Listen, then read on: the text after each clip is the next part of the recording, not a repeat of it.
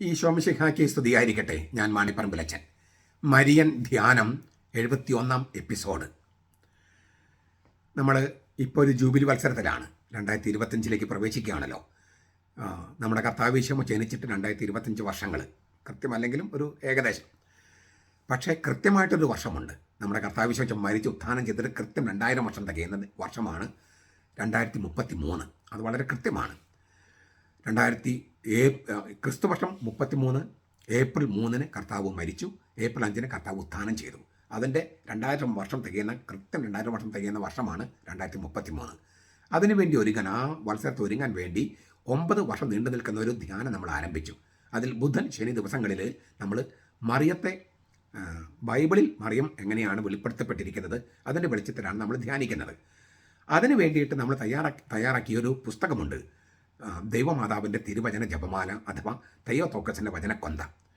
അതിൽ പറഞ്ഞിരിക്കുന്ന കാര്യങ്ങൾ, അതിൻ്റെ ആ ചട്ടക്കൂടിൽ, എന്നാൽ അതിലില്ലാത്ത കാര്യങ്ങളൊക്കെ വിശദമാക്കിക്കൊണ്ടാണ് നമ്മൾ ധ്യാനം മുന്നോട്ട് പോകുന്നത്. ഈ ജപമാലയിൽ ഏത് ജപമാലയാണെങ്കിലും അതിൽ ധാരാളം പ്രാവശ്യം ചൊല്ലുന്നൊരു പ്രാർത്ഥനയാണ് കർത്തൃ പ്രാർത്ഥന. ആ കർത്തൃ പ്രാർത്ഥനയിൽ പല യാചനകളുണ്ട്. അതിൽ 3ാമത്തെ അങ്ങ് യാചന, ദൗ പെറ്റീഷൻസ് എന്ന് പറയുന്നതാണ്, അങ്ങയുടെ തിരുമനസ് സ്വർഗ്ഗത്തിലെ പോലെ ഭൂമിയിലുമാകണമേ. അപ്പം നമ്മളത് ധ്യാനിച്ചുകൊണ്ടിരിക്കുക. അപ്പോൾ നമ്മൾ ഇതുവരെ നമ്മൾ ചോദിച്ചുകൊണ്ടിരുന്ന ചോദ്യം, ദൈവത്തിൻ്റെ തിരുമനസ് എങ്ങനെ തിരിച്ചറിയാം? അതിൽ നമ്മൾ 2 ഉത്തരങ്ങൾ ഞാൻ നൽകി കഴിഞ്ഞു. 3ാമതൊരു ഉത്തരം, കുറച്ചുകൂടി വിശദമായ ഉത്തരം പിന്നീട് ഞാൻ നൽകാം.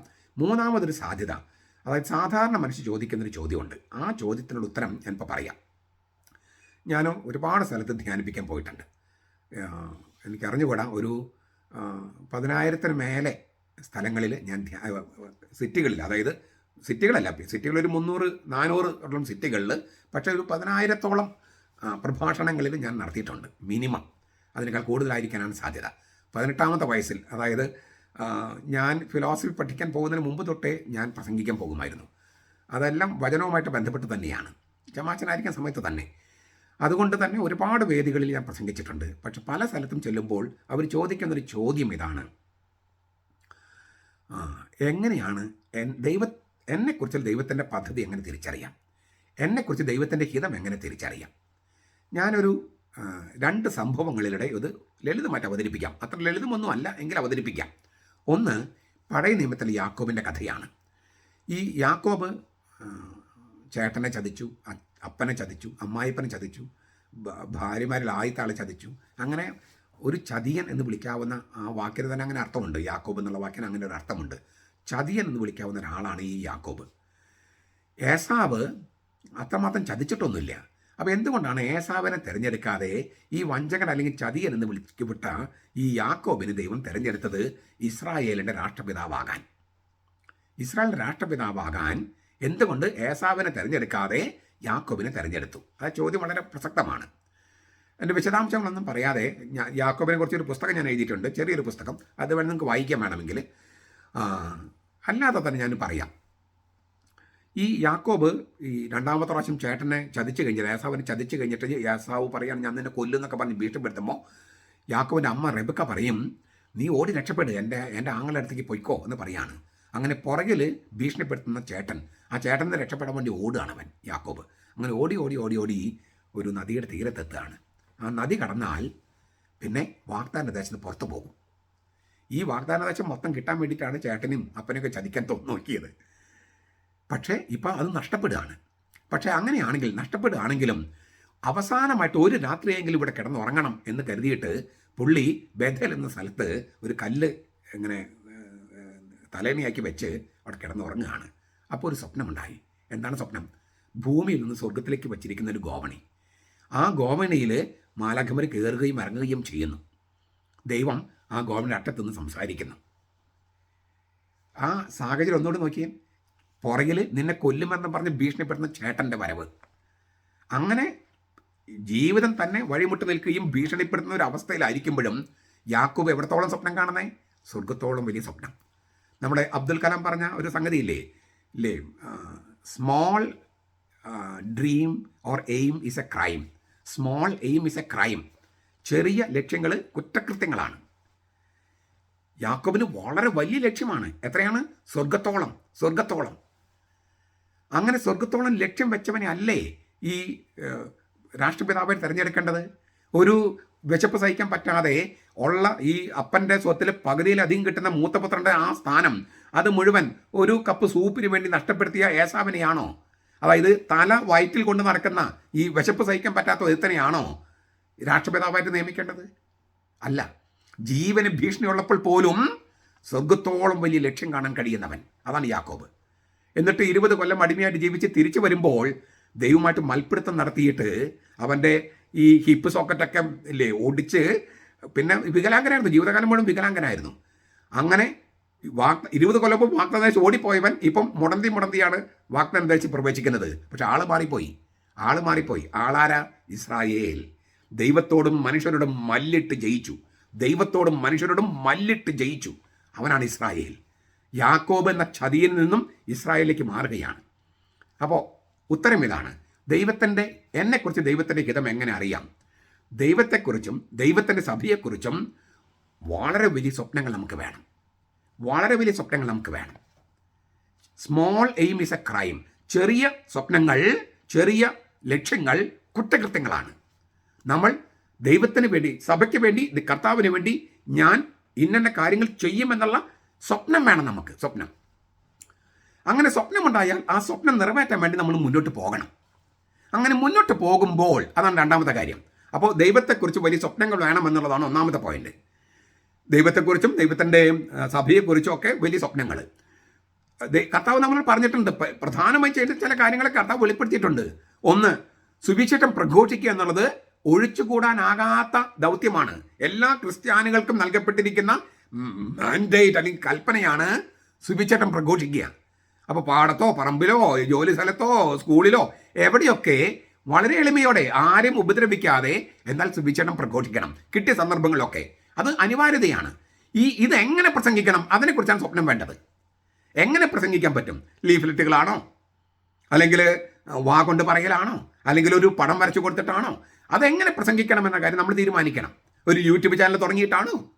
അങ്ങനെ പലതരത്തിലുണ്ടല്ലോ.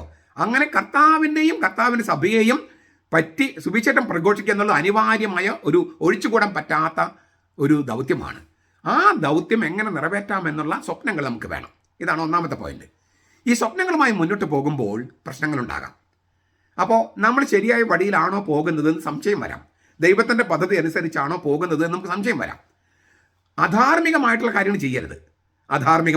അപ്പോൾ ദൈവത്തിൻ്റെ വഴിയല്ല. അത് നമ്മൾ കഴിഞ്ഞ ക്ലാസ്സിൽ കണ്ടു കഴിഞ്ഞു. ദൈവപ്രമാണങ്ങളൊക്കെ കണ്ടു കഴിഞ്ഞു. നമ്മളെ മനസാക്ഷിയിലുള്ള തീക്കനൽ ഊതി കത്തിക്കുന്ന വായുവാണ് ദൈവപ്രമാണങ്ങൾ നമ്മൾ കണ്ടു കഴിഞ്ഞു. അപ്പോൾ അധാർമികമായിട്ടുള്ള മാർഗ്ഗങ്ങൾ ഉപയോഗിക്കരുത്. ധാർമ്മികമായ ലക്ഷ്യം മാത്രമല്ല, മാർഗം ശരിയായിരിക്കണം. ലക്ഷ്യം മാത്രം ശരിയായാൽ മതി, മാർഗം എന്ത് മാർഗം ഉപയോഗിക്കുമെന്ന് വിചാരിക്കരുത്. അത് ശരിയല്ല. ധാർമ്മികമായിരിക്കണം മാർഗങ്ങൾ. അങ്ങനെ പോകുമ്പോഴും നമുക്ക് ചില സംശയം വരാം, ഇത് തന്നെയാണോ വഴി? അങ്ങനെയെങ്കിൽ ആരുടെ ചുമതലയാണ്? നമ്മൾ വേറെ വഴിക്കാണ് പോകേണ്ടതെന്ന് നമ്മൾ അറിയിക്കേണ്ടത് ആരുടെ ചുമതലയാണ്? അത് ദൈവത്തിൻ്റെയാണ്. അതിനാണ് രണ്ടാമത്തെ സംഭവം ഞാൻ പറയണേ. ബാലാമിൻ്റെ കഥ പഴയ നിയമത്തിൽ. അതൊക്കെ ഒരു ദുർമന്ത്രവാദിയായിരുന്നു. ഇസ്രായേലിനെ ശപിക്കാൻ വേണ്ടി ബാലാക്ക് എന്ന് പറഞ്ഞ രാജാവ് ക്ഷണിച്ചു. സംഖ്യയുടെ പുസ്തകത്തിൽ കിടപ്പുണ്ട് ഈ സംഭവങ്ങൾ. അദ്ദേഹം പല സൈക്കിൾസ് ഓഫ് ഓറക്കിൾസ്, ഈ അരുളപ്പാടുകളുടെ പല ആവൃത്തി തന്നെ നൽകുന്നുണ്ട്. ആ ആവൃത്തി നൽകാനായിട്ട് പോകുന്ന സമയത്താണ് ഇദ്ദേഹം സഞ്ചരിച്ച കഴുത റോഡിൽ കിടന്നു. ഈ ബാലാം ഈ കഴുതയെ തല്ലാൻ തുടങ്ങി. കുറേ തല്ലി കഴിഞ്ഞപ്പോൾ ഈ കഴുത സംസാരിക്കാൻ തുടങ്ങി. കഴുത ചോദിച്ചു ബാലാമിനോട്, നീ എന്തിനാണ് തല്ലുന്നത്? ബാലാം പറഞ്ഞു, നീ എന്താ മുന്നോട്ട് പോകാത്തത്? ബാലാം പറഞ്ഞു, കർത്താവിൻ്റെ മാലാഖ വഴിമുടക്കുമ്പോൾ ഞാൻ എങ്ങനെ മുന്നോട്ട് പോകും? ആ വാക്ക് ശ്രദ്ധിക്കണേ. കർത്താവിൻ്റെ മാലാഖ വഴിമുടക്കുമ്പോൾ ആരാണ് വഴിമുടക്കണേ? സാത്താനല്ല, പിശാചല്ല, കർത്താവിൻ്റെ മാലാഖ. കർത്താവ് തൻ്റെ മാലാഖമാരെ അവിടെയൊക്കെ നിയമിച്ചിട്ടുണ്ടാവും.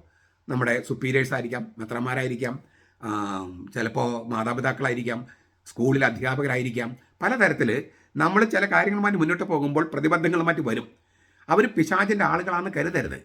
ദൈവം അയച്ചിരിക്കുന്ന മാലാഖമാരാണ്. നമുക്ക് വേദന ഉണ്ടാകും മുന്നോട്ട് പോകാതെ വരുമ്പോൾ. പക്ഷേ അവരെന്തിനാണ് തടയുന്നത്? അതല്ല വഴി, മറ്റൊരു വഴി തിരഞ്ഞെടുക്കണം. ഈ ദൈവം മാലാഖയെ അയക്കുന്നത് എന്തിനാ? നമ്മളെ എന്നേക്ക് വേണ്ടി സ്റ്റോപ്പ് ചെയ്യാനല്ല, മറിച്ച് നീ പോകുന്ന ഈ വഴിയല്ല വേണ്ടത്, വേറൊരു വഴിയിലൂടെ പോകണം. ഇതാണ് പൂജരാജാക്കന്മാരെന്ന് പറയുന്ന ജ്ഞാനികൾ വന്നപ്പോൾ നിങ്ങൾ ഹെറോദസിൻ്റെ വഴിക്ക് മടങ്ങിപ്പോകരുത്, മറ്റൊരു വഴിയിലൂടെ പോകുക. ഈ വന്ന വഴിയിലൂടെ പോകരുത്, വേറെ വഴിയിലൂടെ പോയാൽ മതി. ഈ വന്ന വഴിയിലൂടെ തിരിച്ചു പോയാൽ അത് തിന്മയിലേക്കുള്ള വഴിയാണ്. അപ്പോൾ ആ വഴിക്ക് പോകണ്ട, വേറെ വഴിക്ക് പോകുക. അത് കർത്താവ് വെളിപ്പെടുത്തും. ഈ ബാലാമിൻ്റെ കഥയിലെന്ന പോലെ പല മാലാഖമാരിലൂടെയും കർത്താവ് അത് വെളിപ്പെടുത്തും. ആ മാലാഖമാരൊക്കെ കർത്താവ് ചുറ്റും നിർത്തിയിട്ടുണ്ട്. ഇങ്ങനെ പ്രസാദം ചിന്തിച്ചാൽ തന്നെ നമ്മുടെ മനസ്സിൽ ഈ നെഗറ്റിവിറ്റി ഉണ്ടാകില്ല. അയാൾ എന്നെ മുന്നോട്ട് പോകാൻ അനുവദിച്ചില്ല, ഇയാൾ എന്നെ അനുവദിച്ചില്ല, വളരാൻ സമ്മതിച്ചില്ല. വളരെ സമ്മതിക്കേണ്ട കാര്യമൊന്നുമില്ല. നമുക്ക് അതിൻ്റെ സിദ്ധി ഉണ്ടെങ്കിൽ, വാസനയുണ്ടെങ്കിൽ തന്നെ വളരും. വേറെ ആരെങ്കിലും സ്പോൺസർ ചെയ്തിട്ടോ ശുപാർശ ചെയ്തിട്ടോ നമ്മൾ വളർന്നാൽ അത് നമ്മുടെ വളർച്ചയല്ല. വേറെ ആരെങ്കിലും ശുപാർശ ചെയ്തിട്ട് വളർന്നാൽ നമ്മുടെ വളർച്ചയല്ലല്ലോ, ശുപാർശ ചെയ്തതിൻ്റെ കാരുണ്യമല്ലേ. അതുകൊണ്ട് എൻ്റെ ഭാവി അവനാണ് തകർത്തത്, എൻ്റെ ഭാവി ഇവനെ തകർത്തെന്ന് പറഞ്ഞാൽ നിങ്ങൾക്ക് ഭാവി ഉണ്ടായിരുന്നില്ലെന്ന് അർത്ഥം. മറ്റൊരാൾ തകർത്താൽ തകർക്കപ്പെടുന്നതാണ് നിങ്ങളുടെ ഭാവിയെങ്കിൽ നിങ്ങൾക്ക് അതിനുള്ള കരുത്തുണ്ടായിരുന്നില്ല. ഈ ഭാവി നിങ്ങൾക്ക് നേടിയെടുക്കാനുള്ള കരുത്തുണ്ടായിരുന്നില്ല. മറ്റുള്ളൊരു തട്ടി വഴിക്ക് നിങ്ങൾ ഉടഞ്ഞു പോയി. നിങ്ങൾക്ക് കരുത്തില്ല. കരുത്തുണ്ടാകണമെങ്കിൽ പരിശുദ്ധാത്മാവിന്റെ കൃപയിൽ തന്നെ വളരണം. അപ്പോൾ നമുക്ക് കർത്താവ് ആഗ്രഹിക്കുന്നെങ്കിൽ അവിടേക്ക് എത്താൻ കഴിയും. കർത്താവ് ആഗ്രഹിക്കുന്നില്ലെങ്കിൽ നമ്മൾ അവിടെ എത്തേണ്ട കാര്യമില്ല. അതിന് കർത്താവ് വേറെ ആളുകൾ വെച്ചിട്ടുണ്ടാവും. ചുരുക്കത്തിൽ ദൈവത്തെക്കുറിച്ച് നമുക്ക് സ്വപ്നങ്ങൾ ഉണ്ടാകുക, കർത്താവിൻ്റെ സഭയെക്കുറിച്ച് സ്വപ്നങ്ങൾ ഉണ്ടാകുക. അതായത് സുവിശേഷം പ്രഘോഷിക്കാനായിട്ട് എന്തെല്ലാം മാർഗങ്ങൾ ഉപയോഗിക്കാമെന്ന സ്വപ്നങ്ങൾ. അത് മറ്റേ മുന്നോട്ട് പോകുമ്പോൾ ആ വഴിയല്ല മറ്റൊരു വഴിയാണ് തിരഞ്ഞെടുക്കേണ്ടതെങ്കിൽ ദൈവം തൻ്റെ മാലാഖമാരെ അയച്ച് നമുക്ക് വെളിപ്പെടുത്തും. ആ മാലാഖമാർ മനുഷ്യരായിരിക്കാം, അധ്യാപകരായിരിക്കാം, സുഹൃത്തുക്കളായിരിക്കാം, അങ്ങനെ പലരും ആയിരിക്കാം. അതെല്ലാം നമുക്ക് ഈ പരിശുദ്ധാത്മാവിന്റെ കൃപയിൽ വളരുമ്പോൾ ഈ സ്വപ്നമാണോ, സ്വർഗത്തിലെ സന്ദേശമാണോ, മാലാഖിയാണോ, ഇതൊക്കെ തിരിച്ചറിയാൻ പറ്റും. അതെങ്ങനെയാണ് നിങ്ങൾ പറഞ്ഞ് ബോധ്യപ്പെടുത്തുമെന്ന് എനിക്കറിയില്ല. നമുക്കത് മനസ്സിലാക്കാൻ പറ്റട്ടെ. അങ്ങനെ തിരുമനസ്, ദൈവത്തിൻ്റെ സ്വർഗത്തിലെ തിരുമനസ് ഭൂമിയിലുമാകാനായിട്ട് നമ്മൾ സ്വർഗത്തിൻ്റെ സ്വപ്നങ്ങൾ കണ്ടുകൊണ്ട് ജീവിക്കുക. ആ സ്വപ്നങ്ങൾ സാക്ഷാത്കരിക്കാനുള്ള മാർഗങ്ങൾ അന്വേഷിക്കുക. ബാക്കി ദൈവം കാണിച്ചു തരും. നമ്മുടെ കർത്താവ് ഈശോ മിശിഹായുടെ കൃപയും പിതാവായ ദൈവത്തിൻ്റെ സ്നേഹവും പരിശുദ്ധാത്മാവിൻ്റെ സഹവാസവും നാം എല്ലാവരോടും കൂടി ഉണ്ടായിരിക്കട്ടെ, ഇപ്പോഴും എപ്പോഴും എന്നേക്കും. ആമേൻ.